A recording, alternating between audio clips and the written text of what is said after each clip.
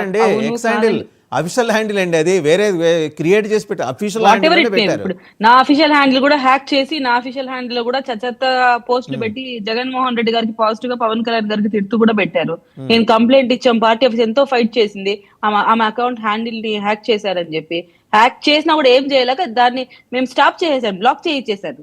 So అది ఎవరైనా చేయొచ్చు. ఈ రోజు ఖచ్చితంగా పవన్ కళ్యాణ్ గారి ఎలా ఉందో ప్రజల్లో ఆయన ఆదరణ చూస్తున్నారు. సో అక్కడ పిఠాపురంలో ఆయన తగ్గించే ప్రయత్నం చేయడం కోసం ఇలాంటివి చేయొచ్చు. దాంట్లో దాన్ని మనం మీకు దీనికి చేయలేదేమో, ఇది సంబంధించి ఒక చిన్న జరిగిండదేమో. ఇన్ఫర్మేషన్ చెప్పమంటారా కీర్తన్ గారు?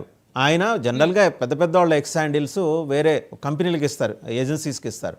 వాళ్ళు చెప్పారు అది మేము పెట్టామండి అని చెప్పారు. వితౌట్ హిస్ నాలెడ్జ్ వాళ్ళు ఎట్ట పెడతారు? వాళ్ళు దే హ్యావ్ ఏంటి claimed that we only did this అని చెప్పేసి వాళ్ళు క్లెయిమ్ చేశారు.